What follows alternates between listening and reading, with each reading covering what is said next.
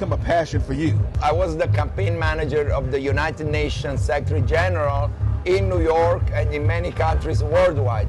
And my focus has always been sustainable development and economies that are respectful for the environment. And so you see, for me, it's also spiritual. If we help people to connect better with the planet, they connect also better with themselves and with others, right? Right. And so we all become better persons if we feel this connection with nature in a stronger and deeper way. And so my background has been with the United Nations promoting the Sustainable Development Goals, targets set by all governments worldwide to have zero carbon emissions, or at least reduce, fight hunger, and having drinkable water, clean water for everyone, right, by the year 2030. It's changing the world. How do you deal with that from a space of knowing that there's a lot of pressure to do it, but also if we don't do it, there's going to be terrible circumstances, right? Exactly. Humanity is at a cross point. Now is really the time to act. My grandfather told me when I was young, because you know better, you do better. Right. And then but for me, it was an easy thing, but it didn't kick in until I was older.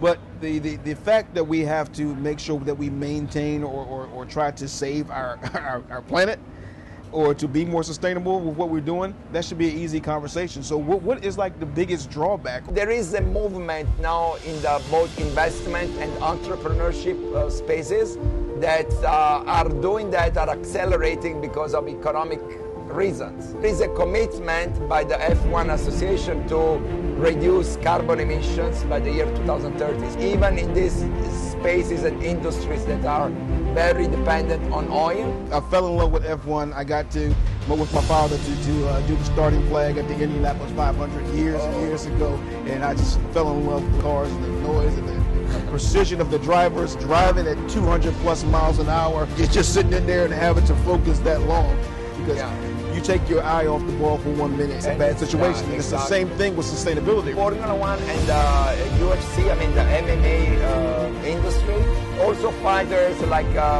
drivers, they have this deeper connection with their bodies, with their minds. It takes for the athletes and for the drivers, for the MMA guys. Each one of us has a due diligence or a duty.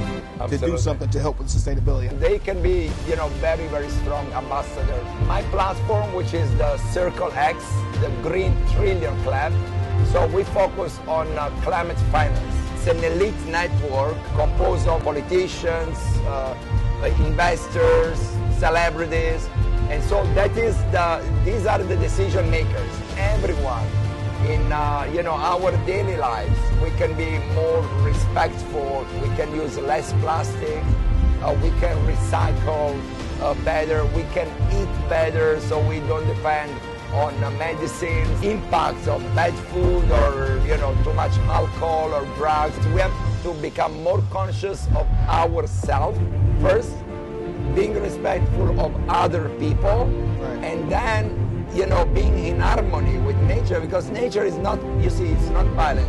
Nature, if you observe nature, you only see growth, you see beauty, you see prosperity. Right. That's what you see. Now, humankind is destroying this harmony and this beauty and this prosperity. So the little things of every day can also make a huge difference.